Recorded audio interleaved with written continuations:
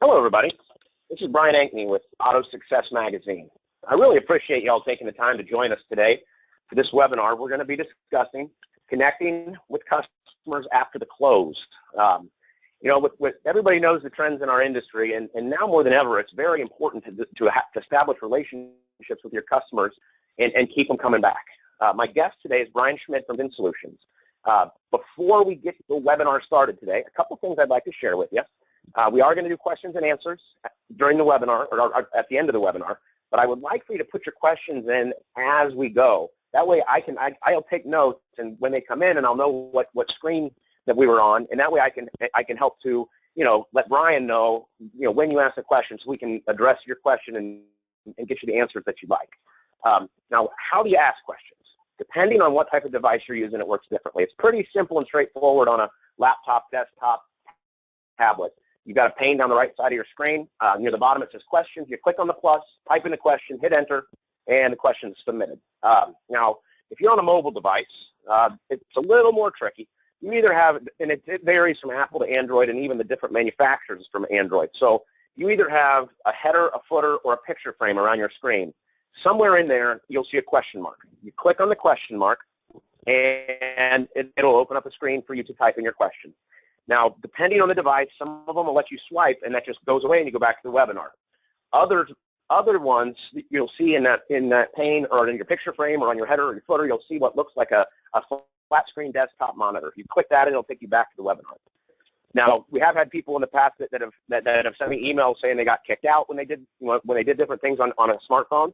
Just keep in mind that the same link that you used to join us and the same phone number that you used to dial in, both of those will work again. So just go back to that email, and you can come right back in. Now, one more thing before we get started today.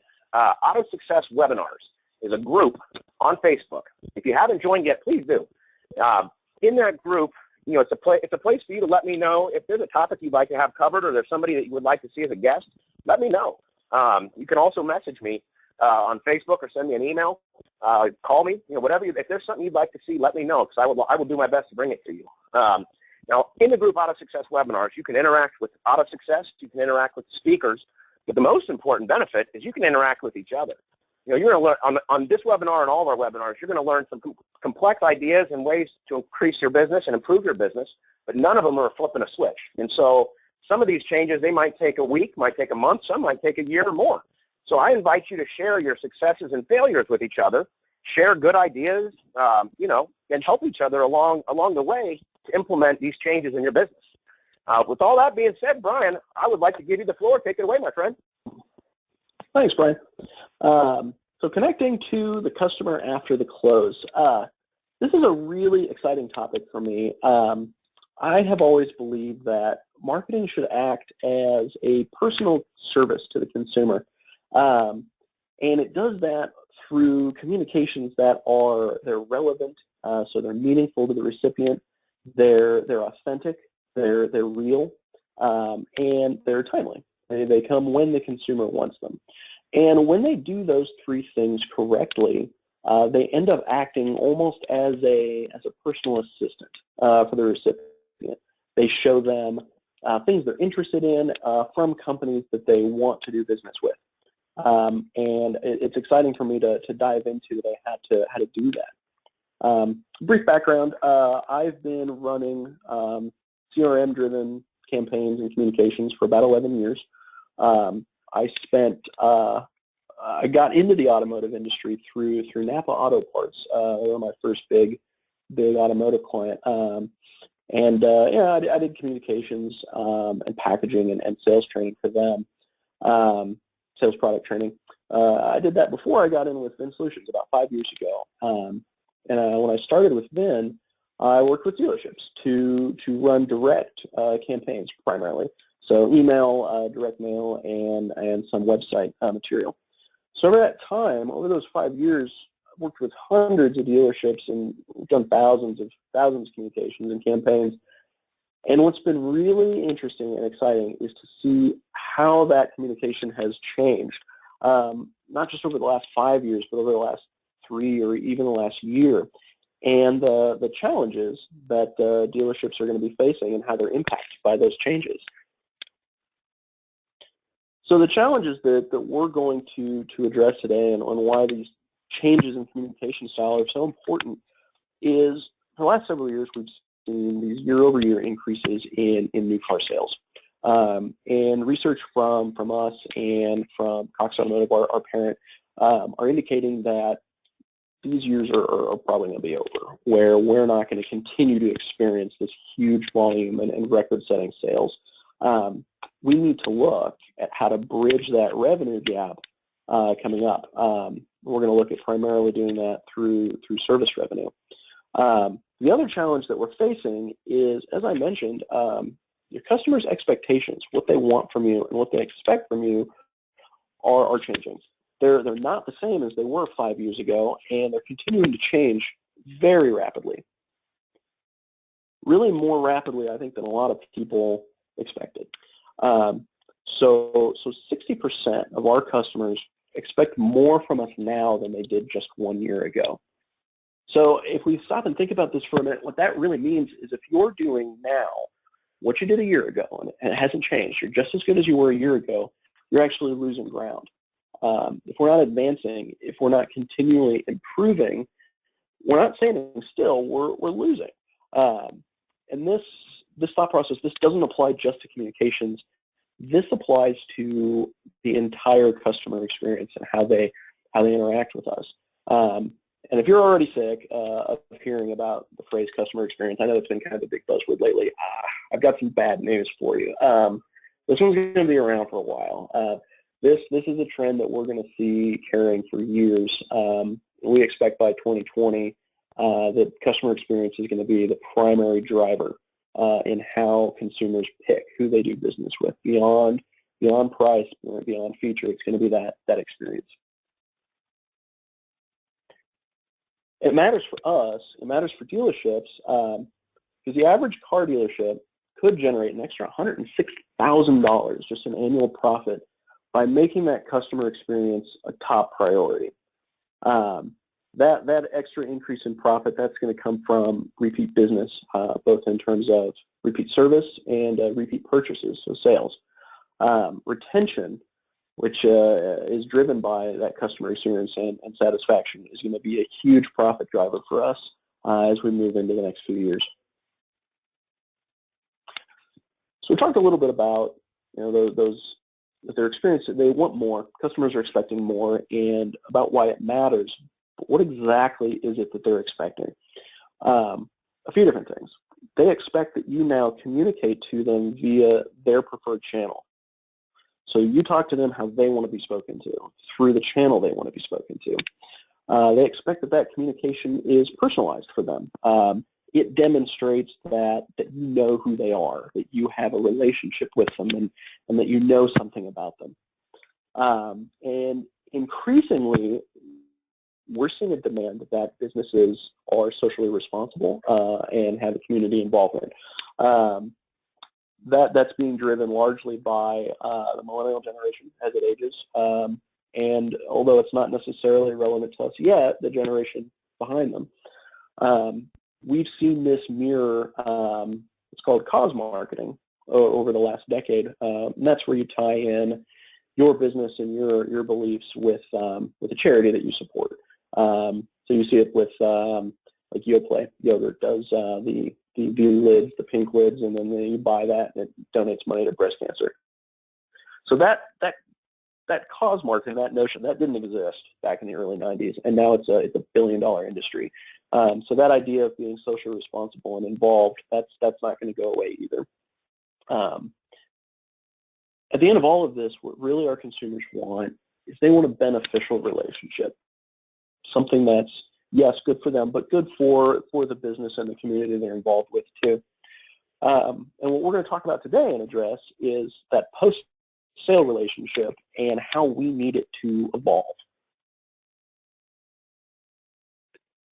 So why did we pick this topic? We pick a lot of our topics because maybe somebody asked for it, or it's trending, or I just happen to think it's cool. We had a very concrete reason, a very specific reason for picking this one, and it's because 64% of dealerships are not communicating regularly with their customers after the sale. And regularly here is the key. Everyone sends out, at least at some level, some kind of follow-up or reminder or future sales promotion. But it's that regularity and that relevancy that we need to talk about today. So we picked this topic because we know it's a major problem and that we need to solve it. The consequences of not following up regularly are pretty severe. You're missing out when you don't follow up on all the benefits of customer retention. Customer retention is so important. It's cheaper, first of all, than acquiring new customers. But retained customers are more profitable. You see more profit through increased service revenue and through repeat sales. Almost as importantly, when you retain customers and build that relationship, you start to learn about what it is they individually want and how they prefer to be communicated with. When you gather that information and you start to act on it, you can leverage it for more referrals or higher online ratings on things like Google or Yelp reviews, and ultimately you'll start to see increased CSI scores. So as you learn more about your customers and what they want and how they want to be communicated with, you'll be able to deliver a better tailored service, a better experience, and that's going to lead to higher satisfaction for you. Now, customer satisfaction and retention is important because just a 5% increase in retention is going to lead to a 75% increase in profit through, as I mentioned, repeat business, sales, and service. And it's that profit bump that is going to carry us past the sales slumps that we're expecting coming. And that's what we're aiming for. We're aiming for that 5% increase in retention. And we're going to take a look at how we can use these post-sale communications to get us there. So when communicating, and this applies not just to post-sale, but really any time, there's really three factors at play that combine to make a good communication. We're going to talk about using the right channel, so the method we communicate, via email or social, etc. We're going to talk about the timing, how to get the timing right for your communication, and we'll look there not just at frequency, so how often, but at literally what time of day or what day of the week. And we'll look at how you get your message right. This is probably, in my opinion, the most challenging and largest topic, but it's the one we're going to have to focus most on getting right over time. So let's start by taking a look at finding that right channel and what it means. What's the right channel for us, for your dealership? And it's a problem because there is just an overwhelming number of options here. If you're talking direct communications, you've got email, you've got messaging apps, text, mailers, phone, the phone call. If you look at indirect communications, you're talking about, right now, social's the big one, so we've got Facebook and Twitter, but I think the underutilized ones, Instagram and even Snapchat. Which one of these is right for you? And the honest answer there is it doesn't matter which one's right for you. It's what's right for your customer. The big advice here is to be where your customers are. If you want to use email but your customers don't, then don't use email. And vice versa, if they're responding well to texts, use texts. Everybody has their own different communication preference. Generally speaking, it's driven by age and access or comfort with technology. So as businesses, we tend to focus on the lowest common denominator channel, the one that everybody has access to, the one that's cheap, and the one that's easy to use. And so for most of us here, that ends up being email. Because as I said, everybody has it. It's easy to create, it's easy to personalize, which we know is important. It's cheap.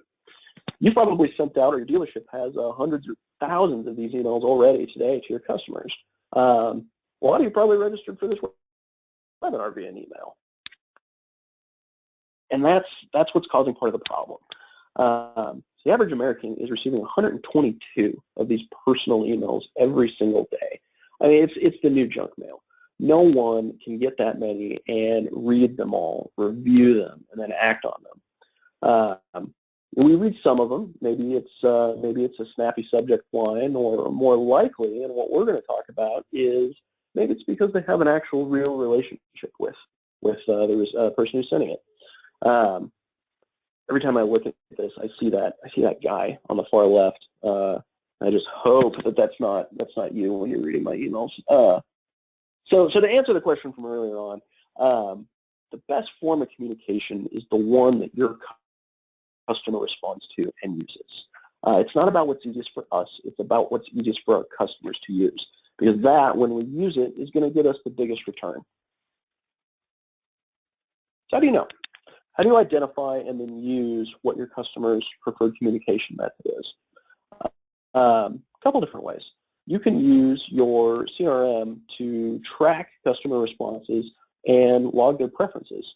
And that's just based on how did they initially reach out to you. When your salesperson communicates, how do they communicate back? Are they more responsive via text, or are they more responsive via phone call? When you know that, log it.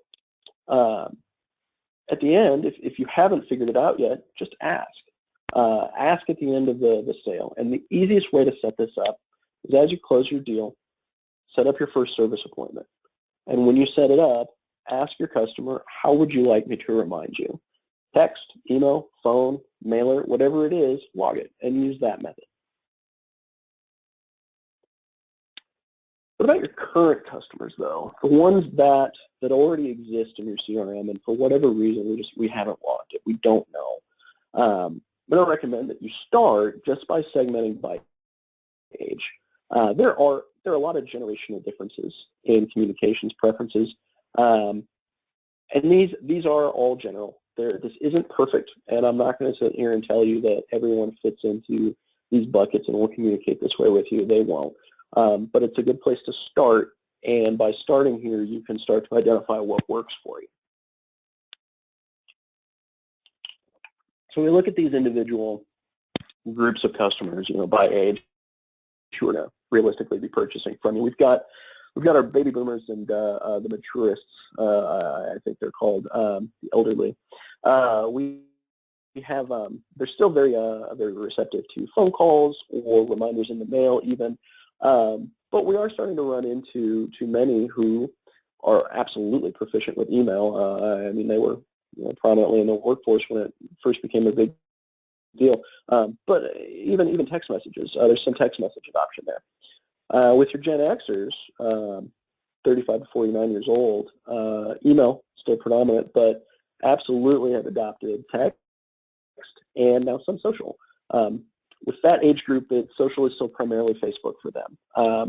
We say social as if it's all just one thing and they're all the same, and they're not. Different groups of people use different social media, and particularly Facebook. If you're 35 and female or older, that's your channel. It's Facebook.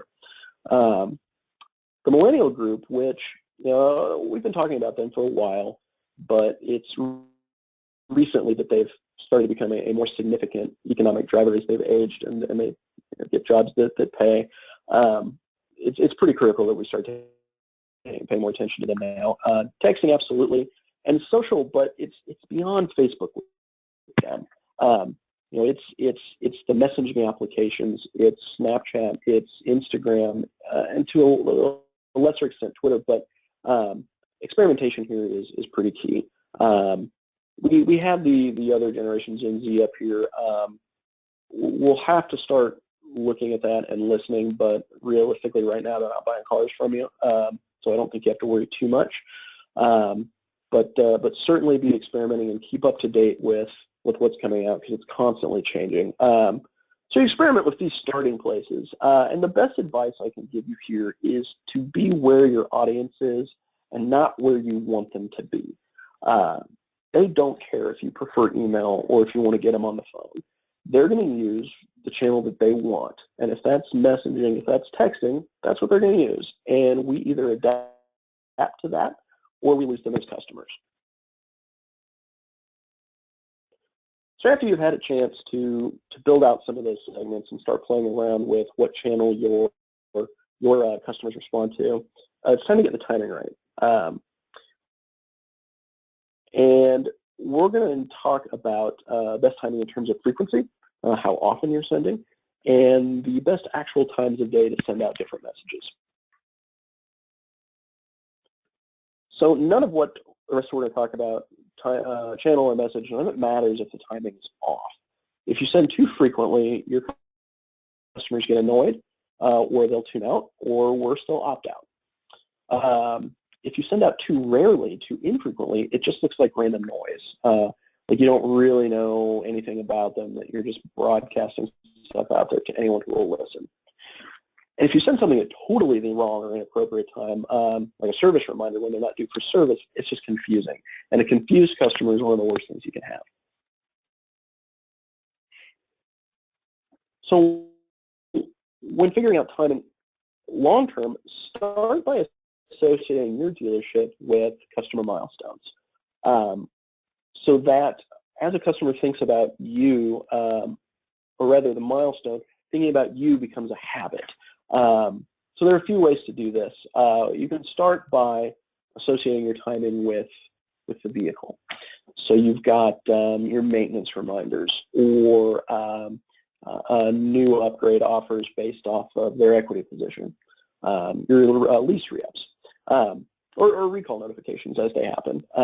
These are really easy places to start, and they are always relevant to the recipient, so you don't have to worry too much about, oh shoot, am I annoying this person with something they don't care about? A maintenance reminder is always going to be relevant. In this category, consider seasonal reminders too.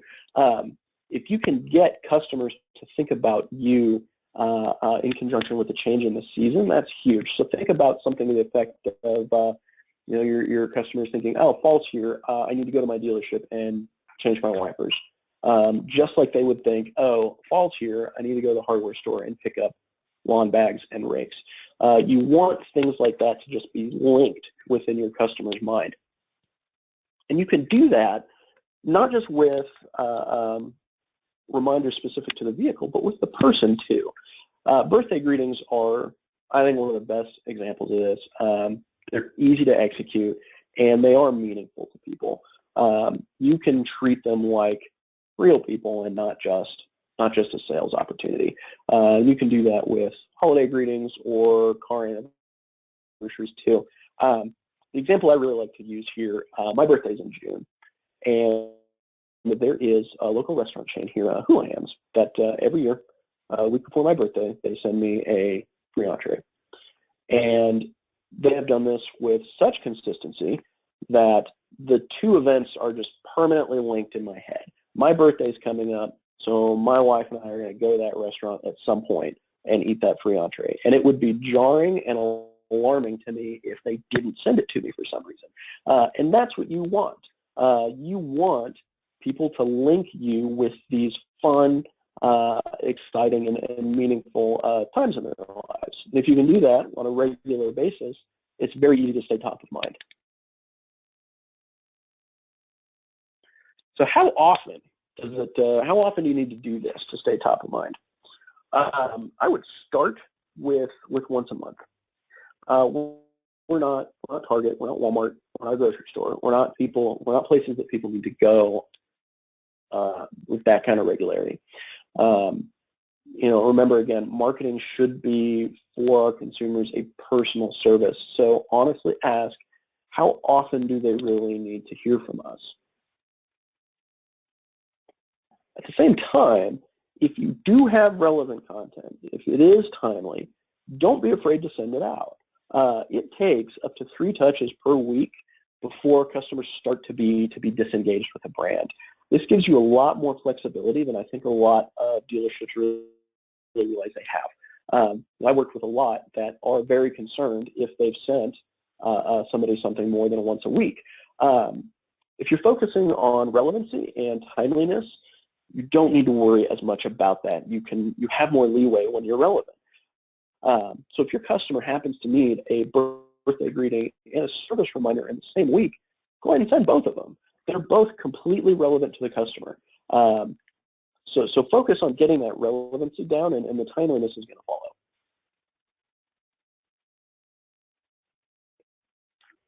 So that was frequency.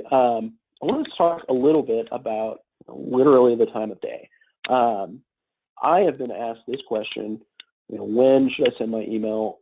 Probably more than anything else.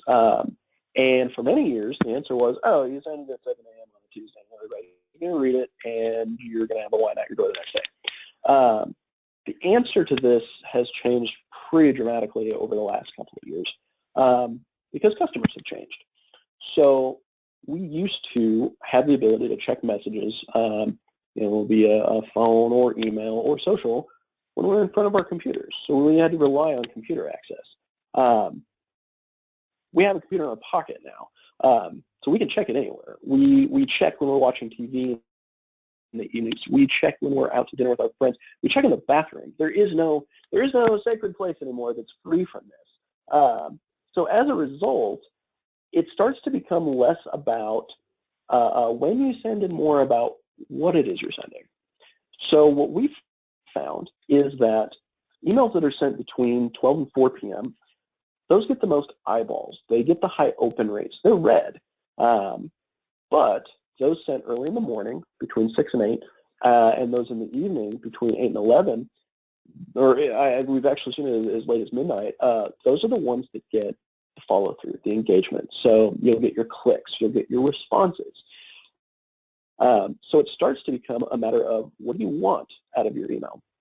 If it's purely informative about your newsletter or what you're doing in the community or a recall notification, and you just need somebody to read it, 12 to 4. If you need it to act, so you need someone to schedule their service appointment or schedule a test drive, in the afternoon is the best time to do it. And we've seen this carry over into the actual days of the week then too. So again, it's not what you're it's not when you're sending, it's when. I'll try that one more time. It's what you're sending rather than when. If it's an educational email that just needs to be read, send it earlier in the week. An actionable email like those service appointments, send them later. It's because as people enter the week, they're looking to be just productive. They're not looking to make these decisions based off of emails that aren't going to affect them until later. So the recommendation here is your newsletters, your information about vehicles, send that stuff early on, and then you can follow up with the call to action later on in the week. Get your appointments scheduled for service. It's a nice cadence that you can set up here, and you'll see these results I think pretty quickly. That your read rates will spike earlier on, and your actionable calls to action, your click-throughs are going to spike later on in the week. And this actually does include Saturday. Used to be, I think, that people were afraid to send emails on Saturday, but anymore we actually see that Saturdays have very high click rates, and Tuesdays have a lot of read rates. So it comes down to what you want your customer to do.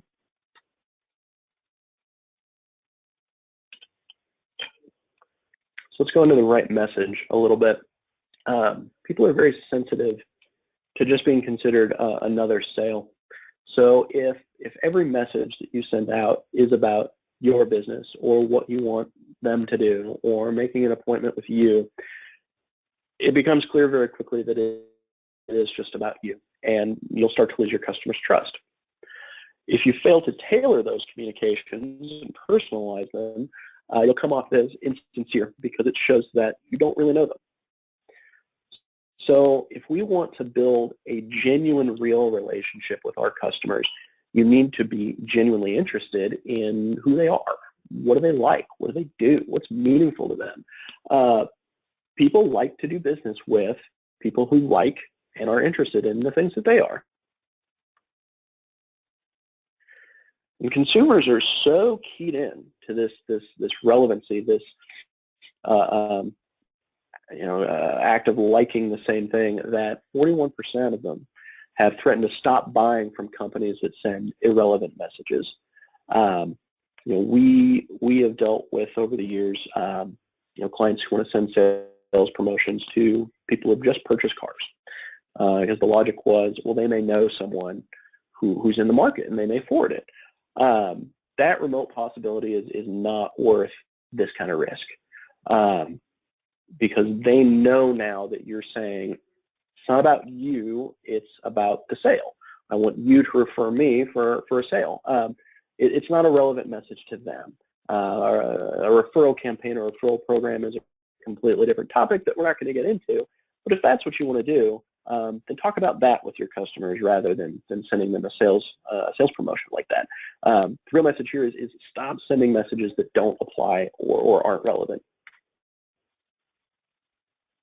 At the same time, we acknowledge that your ultimate goal here is retention and profitability sales, not to grow a list of pen pals. So we need to be thoughtful with the type of messages that we're going to convey. What does that mix look like?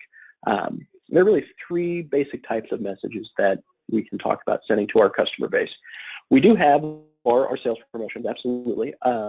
And for purposes of this presentation, think of this not just as a vehicle sales promotion. This can be service. It's anything designed to generate revenue for you. We have our informative messages, the ones that are just designed to communicate who you are and what you're about, and that you are about things that your customer likes. And then finally, the check-in, which is your opportunity to treat people as people, to see how they're doing. So we'll talk about these sales messages first. These are the maintenance reminders, your service discounts or your warranty extension offers.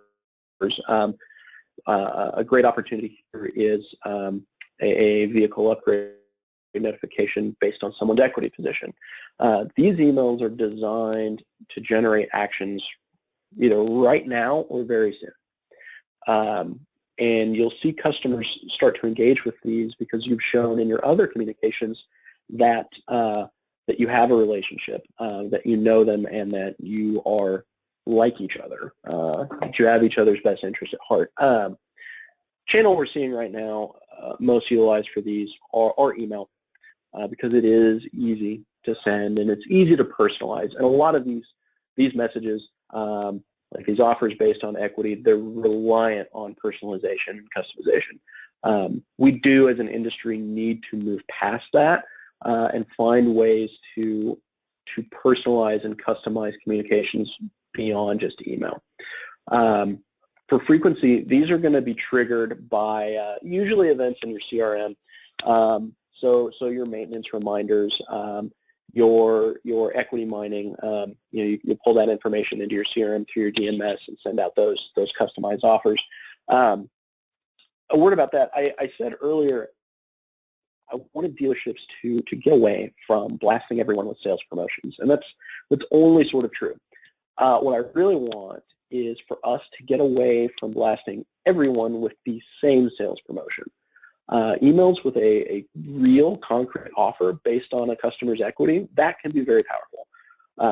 We've got a 9 rooftop dealership group here that they send out about 30 targeted campaigns every month to different customer segments, and they do that through Target Pro, which is our equity mining tool.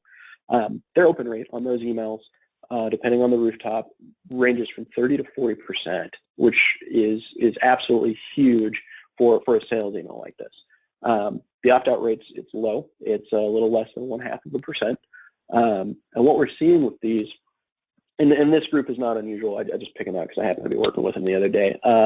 But 40% of those leads that they get from those emails convert to sales.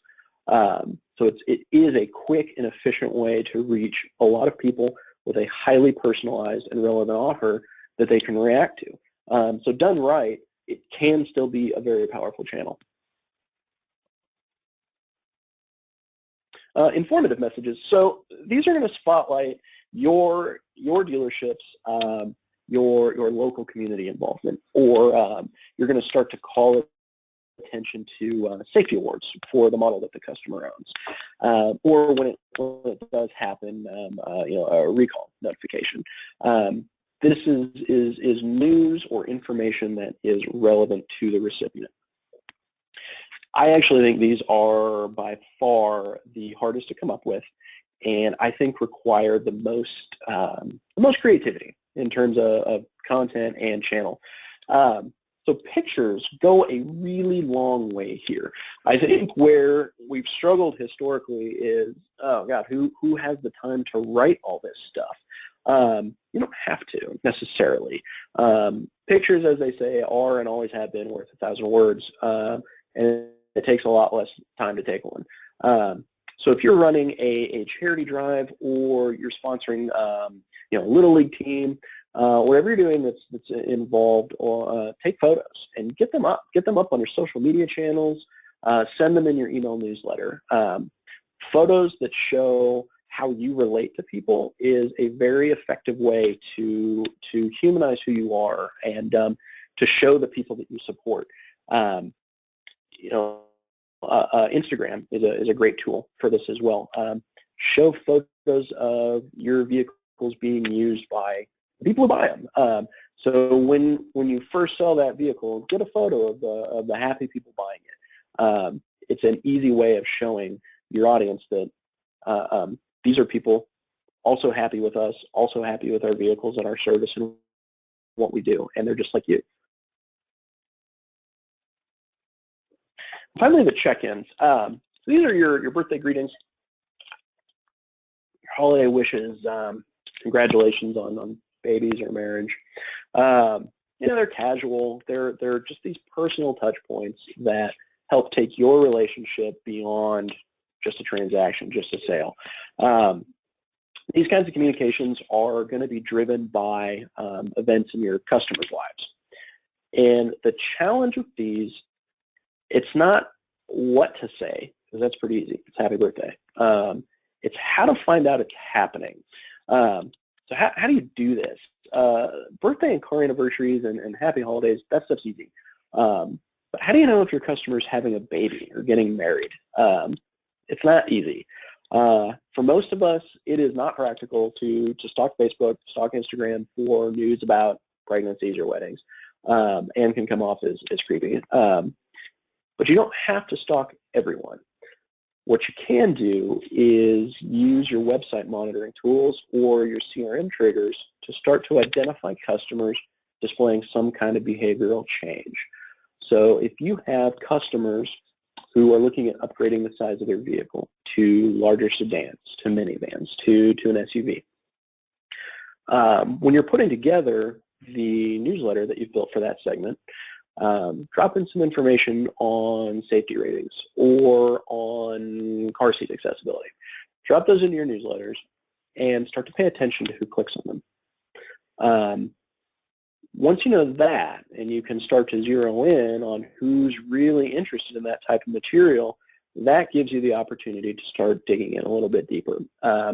I worked with a Mazda dealership in the Northeast who really excelled at this. They would just put together a pretty standard newsletter email layout, and they would populate it with articles or news information that was relevant to the different segments that they put together. And they had one specific to people that they suspected were in the process of starting a family. And so they would populate it with articles on those safety ratings.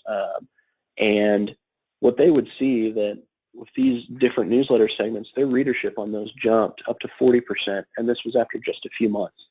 So they had a high level of engagement with a variety of different groups of customers because they demonstrated that we actually care about what you might be interested in and are showing you useful, relevant information. So when you're doing all of these and you're putting all these different types of communications together, what you're going to end up with is a pretty healthy mix of topics. And like any real relationship, you don't really talk about just one thing. And that's really the goal here, is for this communication plan to mimic an actual relationship. So you build your relationships with your customers on these informative messages and these check-ins, and then you start to cash in on that relationship with your sales promotions. But you can't start there. You have to build that foundation, build that trust, build that interest first. So I mentioned before that there's a pretty big divide in who wants to hear what from you. Everybody is different, and I can say, lump people in by generation, and maybe that's a starting point, but everyone's an individual. Nobody's necessarily a perfect stereotype. So, but you do have to start somewhere. So as you segment these groups and decide what to send, when you take a look at your baby boomers, they're ready at this point to reap the rewards of all these years of hard work. Show them what that looks like. They put in the hours, and perhaps they put off some of the experiences and some of the vacations and the luxuries that some of the other generations experienced earlier. Show it what it looks like now that they're ready to relax and have fun. Again, pictures go a long way here. Gen Xers, on the other hand, they love practicality, and they truly value being informed. It's important to them that they make their own decisions based on the information presented and not have someone tell them for them. So whether your vehicles are winning safety awards, or your dealership is won an award of some kind, or you're having a recall, make sure they know about it and let them make the call, make the decision. Keep them informed.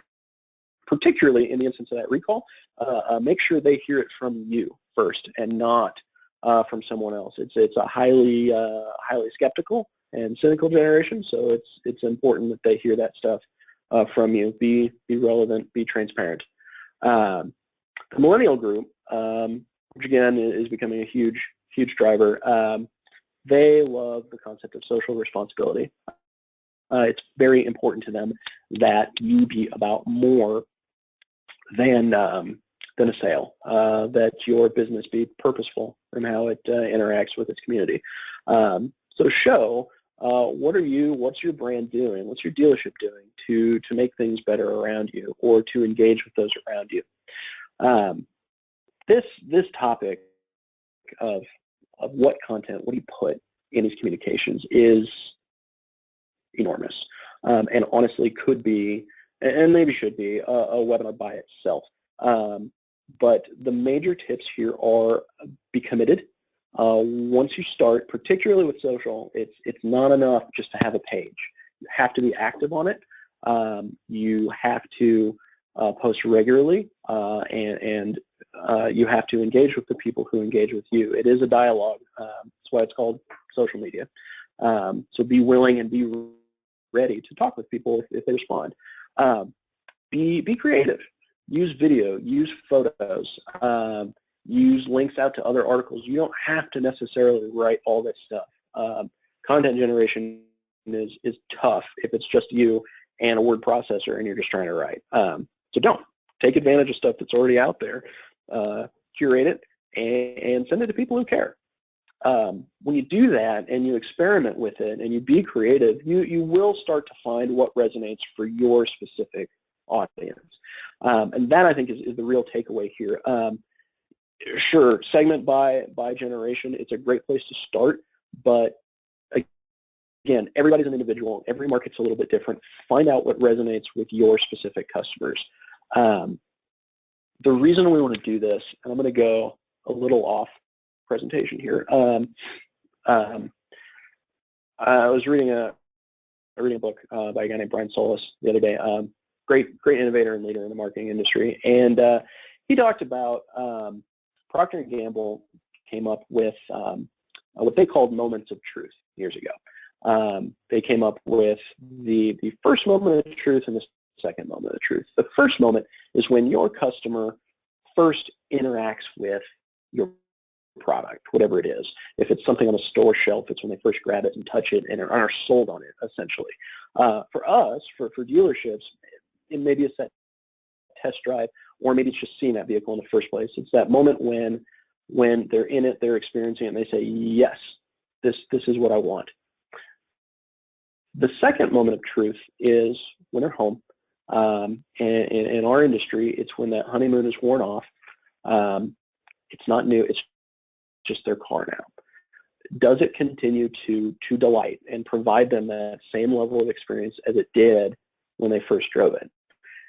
And it's that second moment. It's that long-term relationship and experience that determines whether or not we're going to retain those customers, whether or not they're going to come back.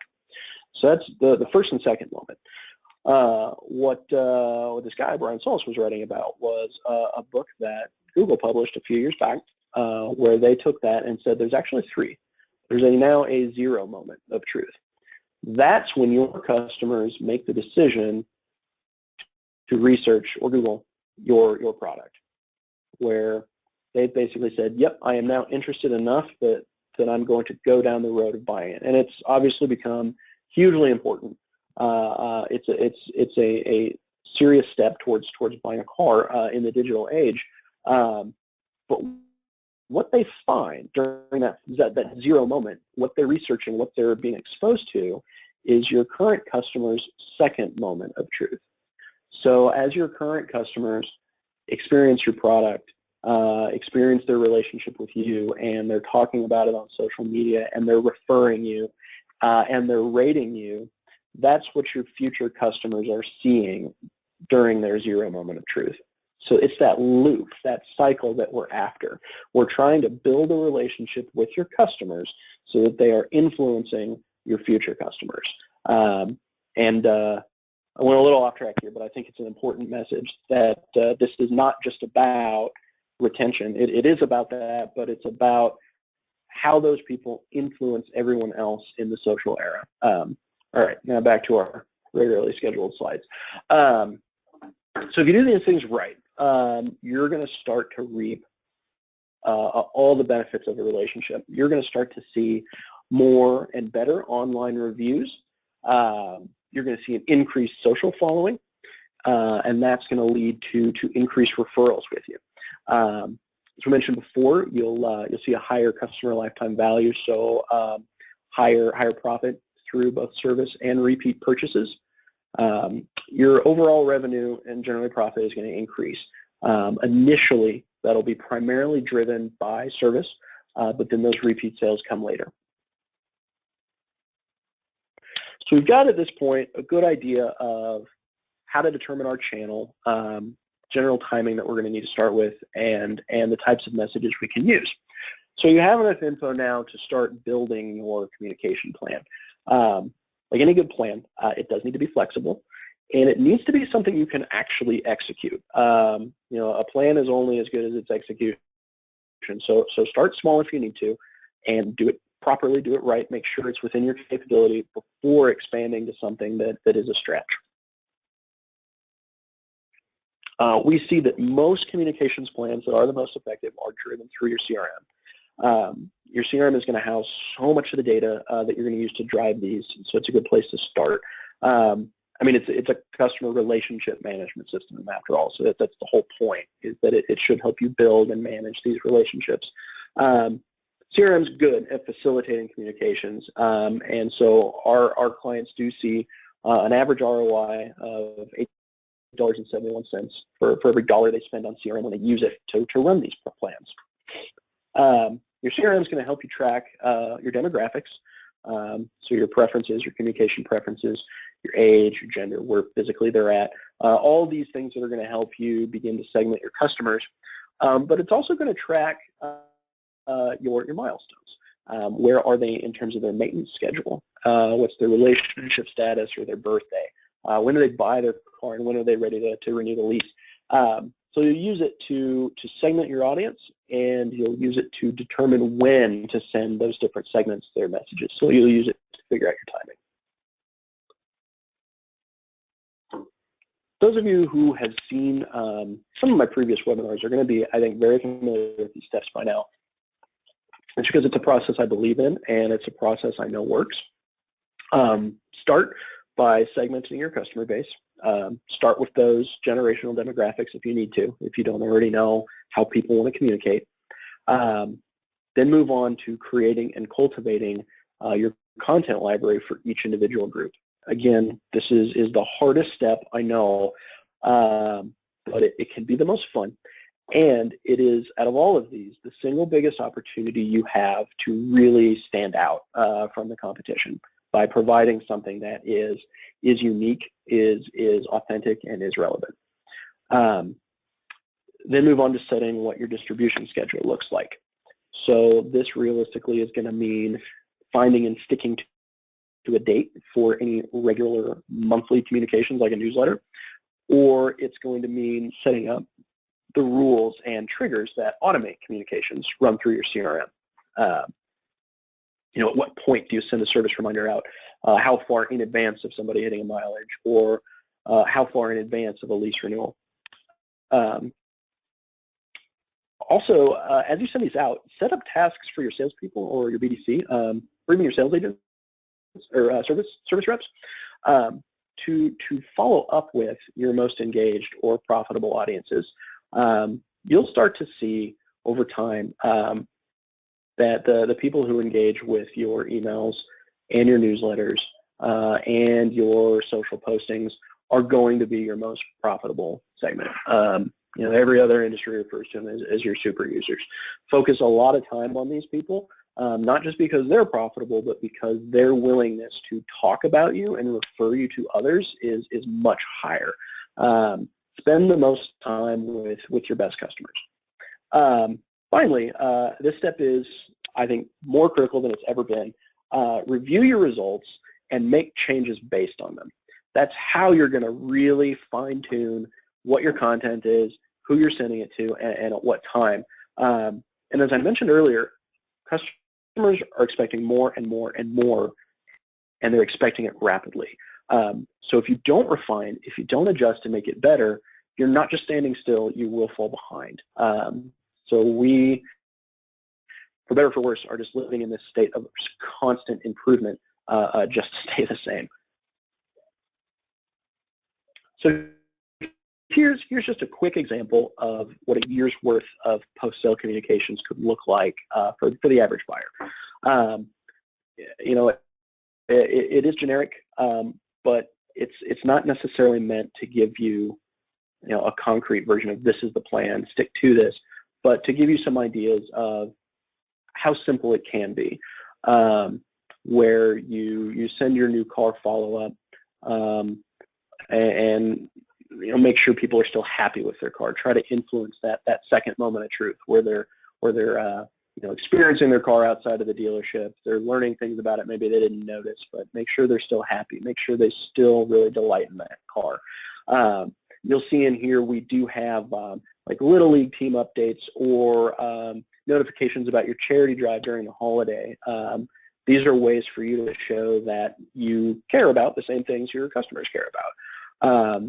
We have some seasonal promotions in there, again, to tie in with people this time of change or time of events, to tie it back to your dealership. You also see towards the end we've got a maintenance reminder with a coupon. We call that out specifically because at this point, if it's been this long and they haven't brought their vehicle back for service, it means they're bringing it back somewhere else. So at that point, let's see what we can do to get them back in, because we might be in jeopardy of losing them. Although the idea here is that if you're touching base this often and with this much relevant information, that you don't have that problem. So again, it's a little generic, but it's not complicated. And it's material you can use in direct communications, and you absolutely can and should be using it in social channels. And at the end of all of this, you should be staying in front of your customers regularly after the sale and building these long-term relationships. And that's what's going to lead you to higher retention, and that's going to lead you to greater profit and revenue out of your customers. So I hope everybody today has found this informative, and I'll be perfectly happy to take any questions. All right. Thank you, Brian. That was a great presentation. We do have some questions here. And everybody that's on the call right now, if you have questions, go ahead and type them in. We've got a few here to get started with. Brian, who is the person to send out these communications? It's not in my budget to make a hire. Okay. So if you don't have the budget right now to make the hire, hopefully we have some kind of marketing professional or communications professional that maybe is sending out your current campaigns and can start to add this to their workload. If not, kind of an out-of-the-box solution is, if you got a BDC, maybe task one of your reps or each one of your reps with a different customer segment, and have them kind of specialize in putting together some content for those groups and sending them out. That's also a good way to start to get a feel for who's responding and who's engaged with you. The idea is that you can prove out that, no, this makes a huge difference, and it will make an even better one if we can get a dedicated employee to work on this stuff. All right. Our next question, I use Vin Solutions and love it. I have customers that will respond to text only. During the sales process, this worked very well. How do you connect with them after the sale using Vin? So again, I would look at tasking your individuals. Text is kind of fun and kind of hard in that obviously there are rules and people have to opt in to receive certain messages. But in Vin, you could start by looking at using some generic assignment rules, some generic tasks.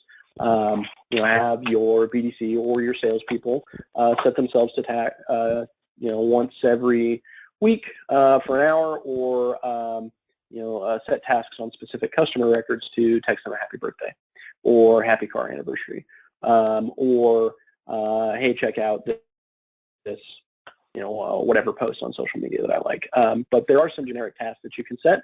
And what we'll also want to do, because this is a fairly, I think, specific question, we can loop in your performance manager too to find out the best way for your specific situation how to set those up.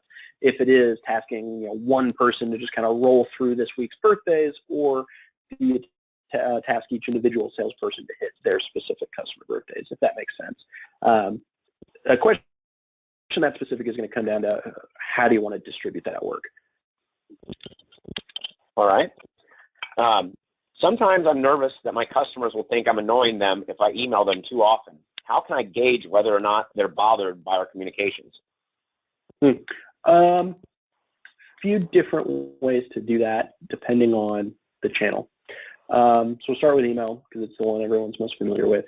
When you start sending these out, if you start to see a dip in your read rate, that's a pretty good indication that either A, it's too much, or B, nobody cares. So ideally, it's just too much and you just need to back off. But if you do that and the read rates are high but your click rates are low, that's an indication that maybe the content's just not that great, which is a separate issue. But it's still better to know than not.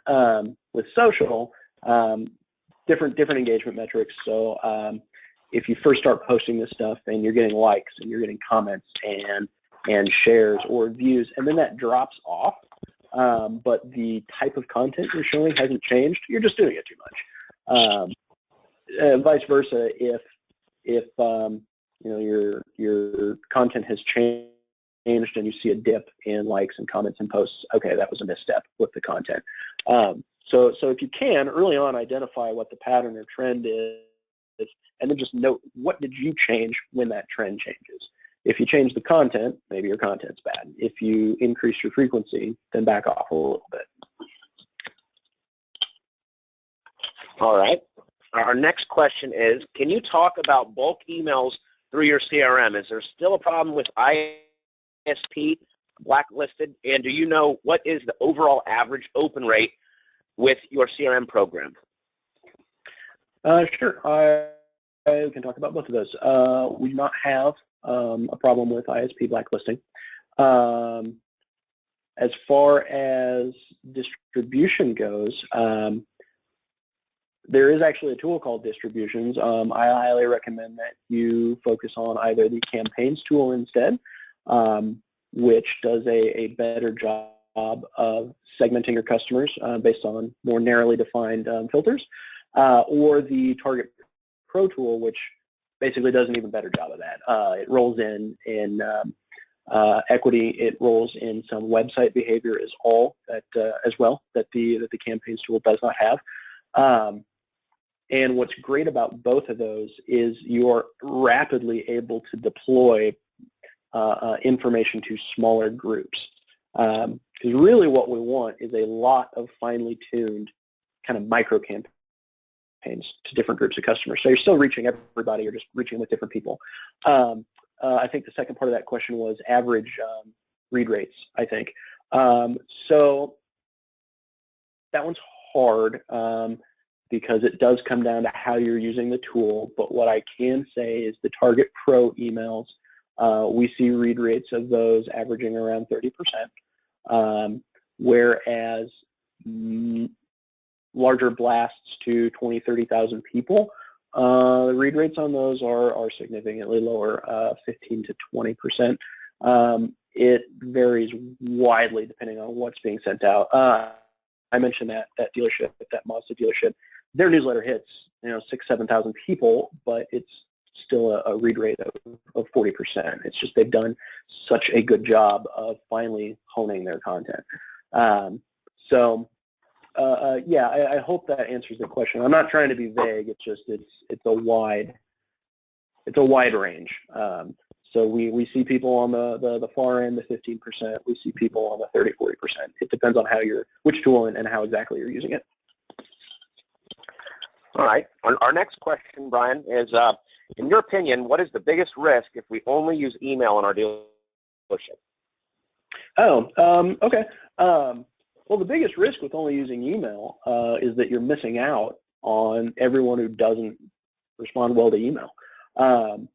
It's not, I guess, maybe a great answer. Here's one that's maybe a little more specific. So look at Gmail specifically. Anyone who uses Gmail is kind enough to filter out our emails based on what they are. So we have our updates tab, we have our promotions tab, we have our finance tab. So Gmail has decided for us what we would like to see. That's really cool for a consumer and pretty terrible for a marketer. So when you use email, unless you have just a stellar relationship with customers, which you might, but maybe not when we first start out with this, those emails are not going to land necessarily in the primary inbox. Some consumers are just better at others at checking the promo tab. Some just don't care. So you're going to miss out with Gmail only, everyone who doesn't check that updates tab. That's not to say all the people who just don't respond well to email generally. So to limit yourself to one channel is basically deliberately saying, I don't care about or care about reaching anyone who doesn't use email. And I don't really think that's what we want to say. I don't think that's true. Now, maybe your particular market does respond well to email. I would say that's very lucky and very fortunate for you, because I don't believe that long term that's going to be a solution that we can only use that one channel. All right. Well, Brian, it looks like that's the end of our questions. Everybody, this is Brian Ankney with Auto Success again. I'd like to thank you all for taking the time to join us today. And if you liked what you saw and you'd like to share this with somebody else in the dealership, I have recorded this webinar, and then you can see Brian's email address on the screen. Just send him an email, and if there's someone else that you would like to see this webinar, he'll send you a link where they can watch it on YouTube. I will also be posting this to the group Auto Success webinars on Facebook that I mentioned earlier. Just type Auto Success webinars into the search bar on Facebook. It'll bring up the group, and you can see it there. Brian, is there anything else that you'd like to share with our audience today before we let them go? No, I just really appreciate the opportunity. I think these are a ton of fun, and I really like sharing, what we as an industry and those organizations have learned about this stuff with everyone. So, yeah, thanks for the opportunity.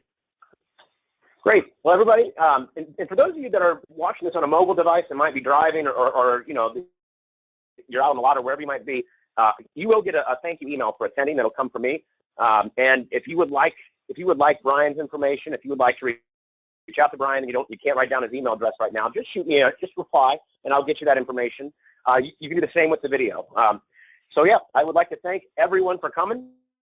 If you liked what you saw today, please share Auto Success webinars with the other people in your dealership. I hope to see you all again on a future webinar, and have a great afternoon.